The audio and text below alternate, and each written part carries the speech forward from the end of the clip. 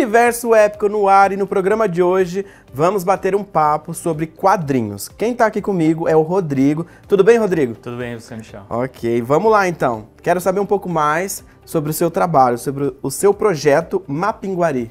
Então, o Mapinguari é uma história que eu fiz com essa lenda do folclore, né? O Mapinguari é uma criatura do nosso folclore, só que ele é bastante conhecido na região norte, então aqui a gente não ouve muito falar sobre essa criatura. Aí eu queria fazer um quadrinho trazendo um pouco disso, né, do folclore brasileiro para o mundo da HQ, né, que a nossa cultura ela é muito vasta, então acho que dá bastante amplitude para isso, né. Então eu trouxe essa criatura e o que acontece na história? Aparece essa criatura e a tribo se sente ameaçada por ele, porque ele é uma criatura horrenda que destrói, assim, e mata pessoas e tudo mais. E a tribo se sente ameaçada. Aí uma das guerreiras, ela se disponibiliza para enfrentar a criatura e proteger a tribo. Só que ela quer se vingar também da criatura, só que isso ela não fala para ninguém. Porque o pai dela teve contato com a criatura no passado e morreu.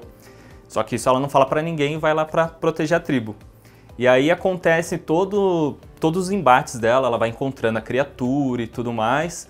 E daí eu não vou falar o restante porque senão estraga o final da história, né? Mas acontece nesse meio, assim, né? Essa criatura do folclore brasileiro é uma mistura do que? De um ciclope? Ela tem um olho só? Então, diz a lenda que ogro. ele é derivado de uma preguiça gigante. Ah. Né? Só que aí ele tomou essa forma, com um olho só, né?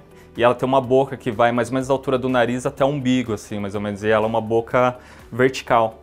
Então é uma boca gigantesca, assim, e diz a lenda que ele vai e arranca a cabeça das pessoas e tudo mais. É assim. bem grande, bem alto. Grande, uns 3 metros de altura, mais ou menos, 3 e pouco, assim. E aí, pra combater essa criatura, você criou então uma heroína. Isso, uma heroína. Eu pesquisei algumas tribos, assim, né, não se passa numa tribo específica, né, porque eu quis tomar esse cuidado pra não deixar faltar nada de uma tribo, só que eu me baseei em uma específica. Mas eu fui juntando alguns elementos, né? E aí eu pensei, a ideia original era ter um guerreiro, né?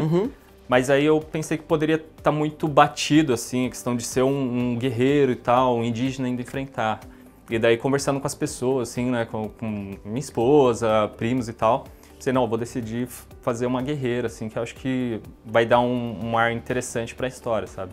E para você chegar até esse ponto, tanto para a criação da tribo, da heroína, da criatura, quanto tempo você levou aí de pesquisa? Como que você fez o trabalho de pesquisa? Você chegou a viajar para o norte ou não? Foi tudo pela internet? Como é que foi esse trabalho? Foi tudo pela internet, não tive a oportunidade de viajar assim, para conhecer as tribos em loco, mas assim, é um tema que eu gosto bastante, né? A parte de folclore e a parte indígena. Então eu pesquisei bastante, mas principalmente a parte do folclore, né? A parte de folcloristas, assim como Câmara Cascudo, para saber um pouco mais sobre quais as lendas, quais tipos de criatura que o nosso folclore pode ter, assim, além dos conhecidos, né? Saci, Curupira, Mboitatá, essas criaturas. Aí eu queria uma criatura diferente. E para as tribos, eu fui pesquisando algumas tribos que já tiveram contatos, assim, com o homem branco, vamos falar assim, né? Então eu fui pesquisando baseado nisso, sabe? E para você escolher essa temática, né? Que a gente vive um período em que a gente tem ali muitos heróis com poderes de outros universos, né? Universo Marvel, né? Sim, e, Marvel, DC. DC. E como é que você... Ah, não, eu vou pelo caminho aqui do folclore brasileiro. Você preferiu ali escolher um nicho? Como é que foi? Então, a primeira coisa que me direcionou foi o folclore. Aí, pensando nisso, eu sou mais fã dos heróis assim, que não têm poderes, né? Tipo, o Demolidor, Batman, eu prefiro mais esses caras assim, que não tem nada sobrenatural. Reais. Mais reais, assim.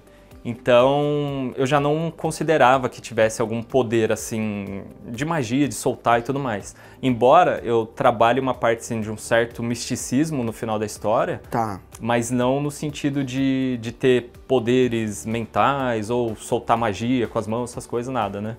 Então, eu me baseei pelo folclore e daí eu pensei, como é uma criatura conhecida no norte, aí tem a parte das florestas e tudo mais, eu pensei que uma tribo com índios comuns, vamos falar assim, seria mais, faria mais sentido para mim. E para qual público que você direciona quadrinho seu? Eu direciono para a partir de 9 anos, assim, né? Até jovens, adultos e tudo mais. Eu direciono nesse sentido, sabe? Porque eu vi aqui uma cena, tem uma cena de arrancando a cabeça. E é um desenho, assim, que no meu caso, né? Meu traço ele é mais limpo, assim, não é tão dark, né? Igual. Então, eu acho que não fica tão pesado, sabe? Para essa faixa etária. Por falar em pesado, né, ficou para fazer o projeto inteiro? Porque você cuidou de tudo, desde o enredo, as ilustrações, cor, tudo. Sim, eu fiz tudo. Por que essa escolha escrevi de fazer tudo sozinho? Que esse daí é o meu primeiro projeto sozinho, né, assim, inteiro. Eu tinha feito um antes, junto com alguns amigos.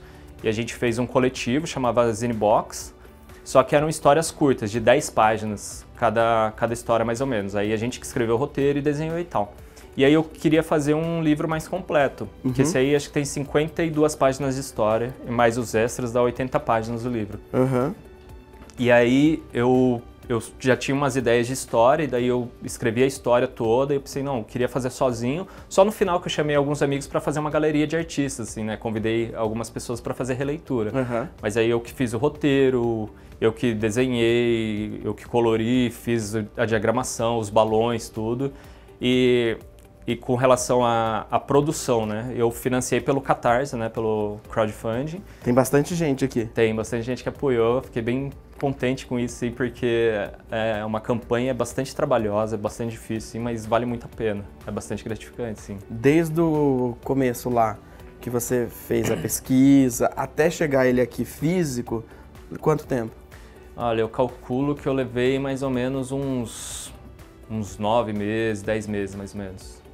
Desde escrita e desenho e tudo mais, sim, né? E você faria um outro projeto sozinho ou você pensa em fazer, não, agora eu quero dividir? Ou não, tá tranquilo fazer sozinho?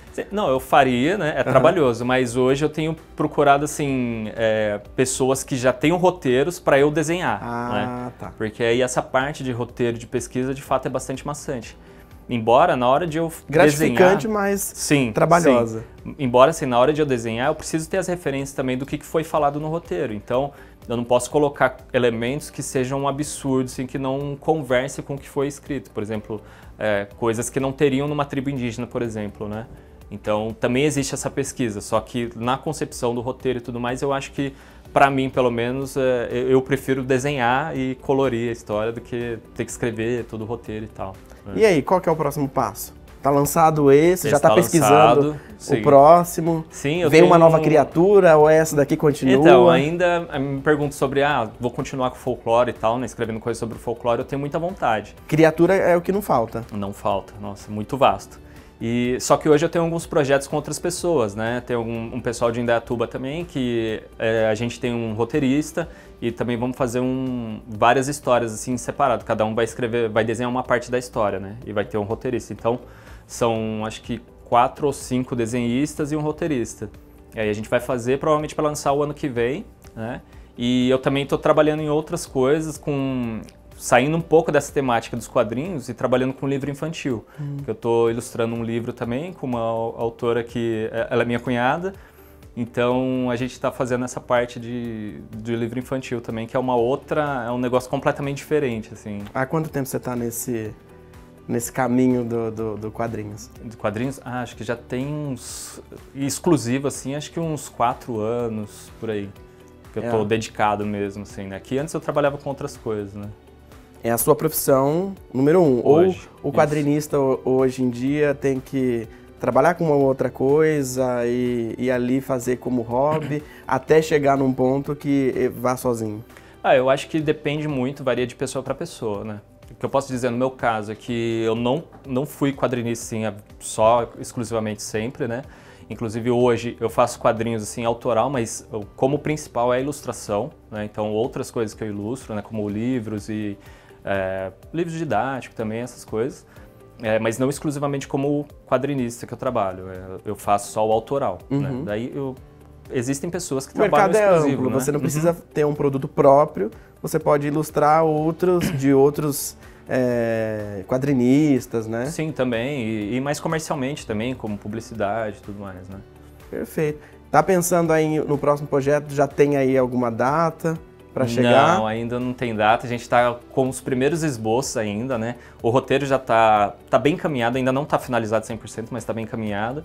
E a gente está na parte de criar os personagens, entender como que vai ser a dinâmica entre eles, assim. Mas ainda não tem uma data fechada, né? Ok. Fazer o seguinte, então, Rodrigo. O pessoal de casa quer saber aí, né, como é que faz para te acompanhar para esse próximo projeto, ou até mesmo, né, como é que faz para ler o Mapinguari? Sim, dá para adquirir comigo nas feiras, né? Mas tem o meu site, que é www.rodrigootaguro.com.br, e do meu site também tem link para todas as minhas redes sociais, mas é basicamente Rodrigo Otaguro, vai achar todas, assim. Bem simples e prático, direto, né? Isso. Rodrigo, muito obrigado pela participação. Obrigado e olha só, quando tiver o lançamento, avisa a gente aqui. Sim, com certeza. E volta para divulgar. Pode deixar. Certo? Muito obrigado. Olha só, a gente vai para um rápido intervalo e no próximo bloco tem muito mais.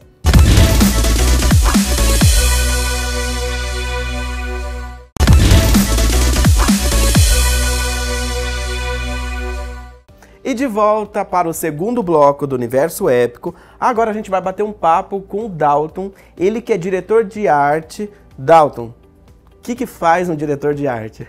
Oi, Michel, tudo bom? Tudo jóia. Cara, um diretor de arte, ele é responsável por estar direcionando a arte do jogo, ou do filme, ou do projeto que ele está trabalhando. Então, como o nome diz, ele direciona a arte.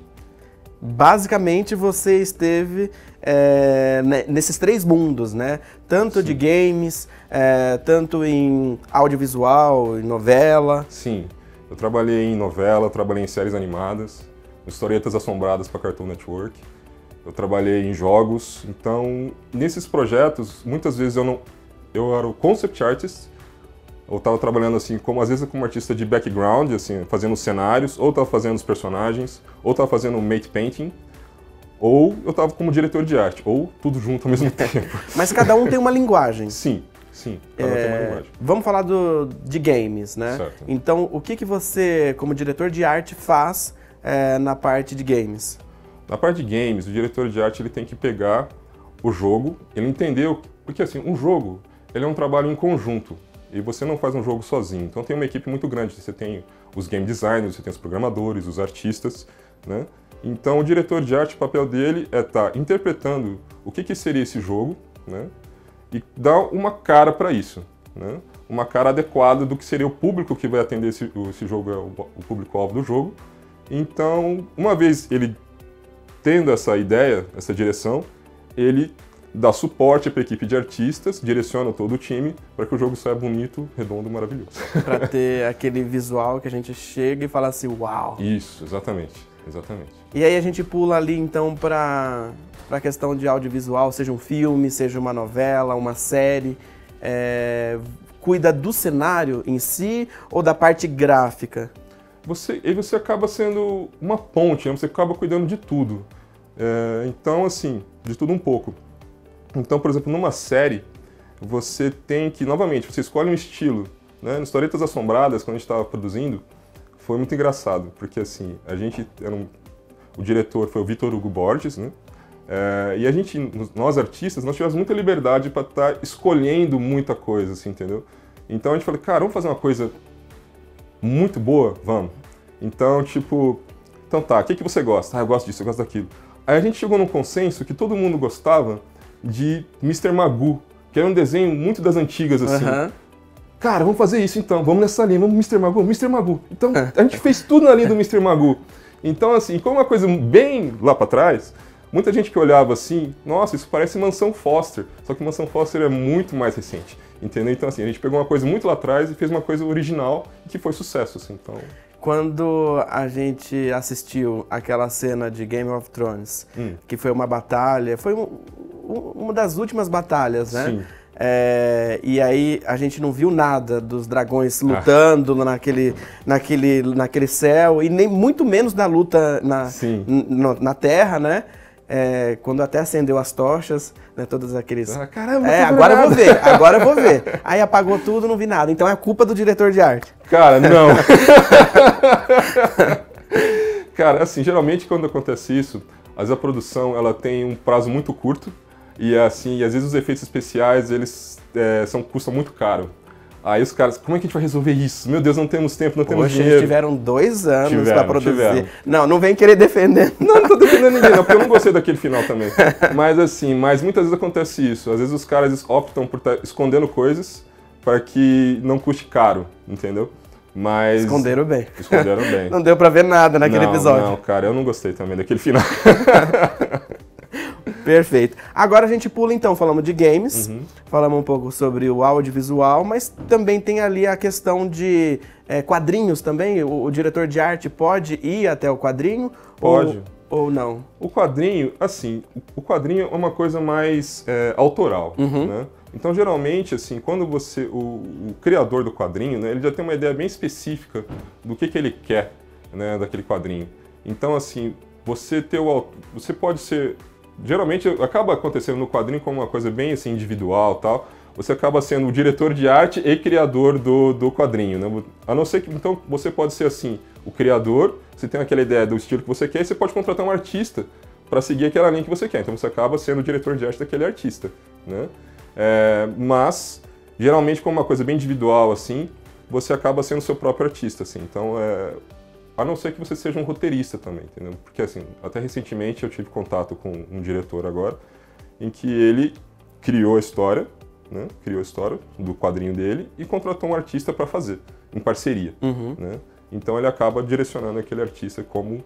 Ele deve ter escolhido o artista porque ele gosta do estilo já do rapaz, né? Então, foi isso. Pela visão que você me passou, o direção de arte, né, o artista, no caso tem que ser uma pessoa multi. Sim. Né? Sim. E assim, entender de várias linguagens, desde a computação gráfica, ou não gráfico. E o que eu preciso fazer então? Quem de casa que achou interessante, poxa, trabalho nessas diversas áreas, o que tem que fazer? O que eu estudo? Qual faculdade procurar? Ou aonde me preparar tecnicamente? Essa é uma boa pergunta. Cara, assim, eu sempre dou aquele conselho, faça o que você gosta, né? Faça o que você gosta. Eu não comecei como diretor de arte, eu sou um artista, né? Eu sou um artista que com o passar do tempo, com meus estudos e tudo mais, eu fui adquirindo conhecimento em várias áreas. Então, hoje eu sei coisas sobre programação, eu sei sobre modelagem, porque eu também já fiz modelagem, já trabalhei como modelador, eu sei sobre animação, eu sei sobre cor, eu sei sobre desenho. Então, assim, no final das contas, juntando tudo isso, eu sei bastante de muita coisa. Mas isso foi ao longo do tempo. Não existiu, por exemplo, nossa, eu vou ser um diretor de arte, vou estudar isso, isso, isso, isso. Você acaba, com a experiência, você acaba se tornando uma pessoa multifacetada. Se você quiser, entendeu? Então, assim, eu tive a oportunidade de ser diretor de arte, mas surgiu para mim, entendeu? Não que eu vou ser um diretor de arte. Não, eu era um artista de concept, fui até que eu passei para essa função, que também engloba fazer os desenhos, né? Mas eu também, do meu perfil também, tá falando com as pessoas, tá tentando ajudar as pessoas. Então, assim, como eu também fui professor, também eu tive meu estúdio, eu dei aula por 6 anos, eu acabei tendo um pouco dessa formação de pegar e querer auxiliar as pessoas. Olha só, isso aqui, se você fizer assim, vai ser mais fácil. Se você fizer assim, vai ser mais fácil. Então, você pode ajudar isso, tanto um modelador quanto um animador. Dá um norte. Dá um norte, entendeu? Então, você acaba ajudando as pessoas. O que você trouxe pra gente pra gente dar uma olhada? Você trouxe algumas artes, né? Trouxe. Vamos comentar então um pouco sobre algumas que você trouxe, que você acha mais interessante, né? Trouxe. Das que você trouxe. Tá. Vamos falar sobre a primeira. Tá. Bom, vai estar mostrando, eu acredito. Então, assim, a gente pode ver aqui alguns cenários de historietas assombradas, que são cenários aqui, que aqui você vai ver a Sala do Pepe, que é um cenário, assim, que logo é um marcante, assim, na série, assim, porque ele passa muito tempo ali na casa da avó dele, e essa sala da casa da avó dele, assim, então ali tem um sofá vermelho e tal, tudo mais. E esse foi tão bacana, esse cenário, assim, que, tipo, ele fica de dia e de noite, né, então você tem que saber aproveitar, assim, exatamente o que você fez e, por exemplo, assim, uma coisa interessante, né, como que você faz uma cena ficar noturna e ficar agradável? Aí fala, nossa, eu vou fazer essa noite que cor? Vou fazer essa noite verde. Porque a noite verde ela fica diferente, cara. Ela vai dar aquele ar de mistério, mas não fica tétrico, mas fica um negócio interessante, entendeu? Então a gente fez isso, ficou bacana. E ficou tão bacana que acabou entrando no longa-metragem depois. A equipe do longa-metragem pegou isso aí e colocou lá, porque assim, acaba ficando um material que fica de referência, entendeu? Então ficou muito legal, assim. O que mais que eu posso mostrar? Posso mostrar também alguns... De game? O que você trouxe? Game, tem cenários também de jogos, por exemplo, desse primeiro jogo que eu trabalhei para Samsung, foi um jogo que aconteceu na Copa do Mundo, 2014. Em 2014, a gente fez um jogo que era para acontecer apenas na Copa do Mundo, é um jogo runner, que tinha o Cristiano Ronaldo e o Messi, né? Então eles iam correndo e iam salvar a gente dos alienígenas jogando futebol.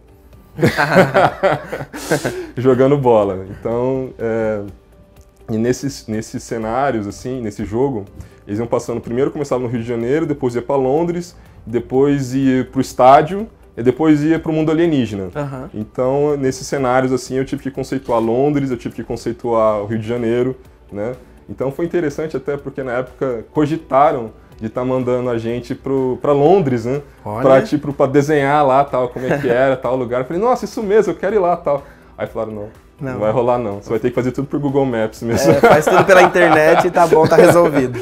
E assim que foi. Aí deu certo, porque aí eu ia passando pelo Google Maps assim, ia vendo o Street View e deu certo.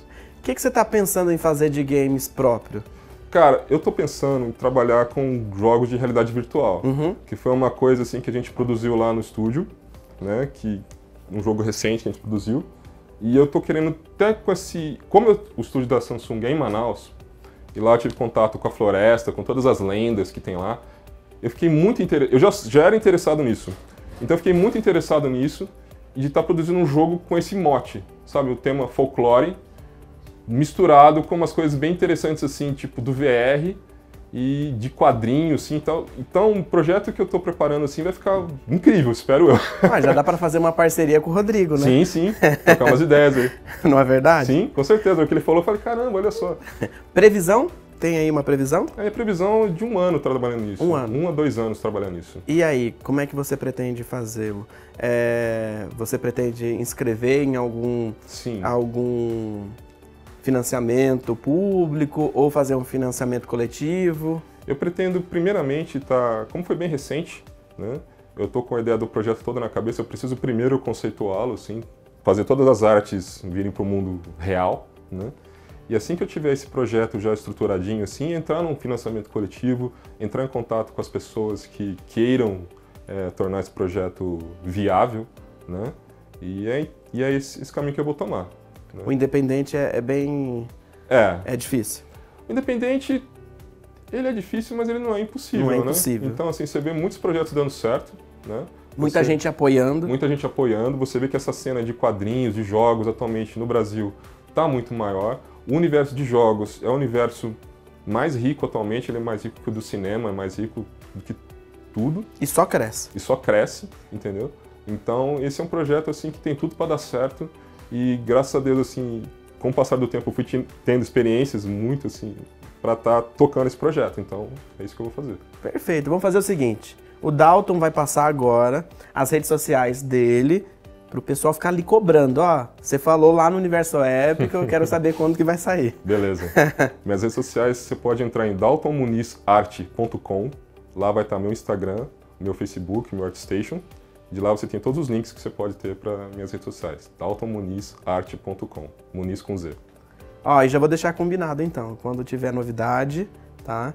Quando for sair esse game, liga para Débora, nossa produtora, e já agenda. Demorou. Fechou? É isso, fechou. Muito obrigado então pela participação. Obrigado a você, Michel. Olha só, o Universo Épico fica por aqui e na próxima semana tem muito mais. Tchau!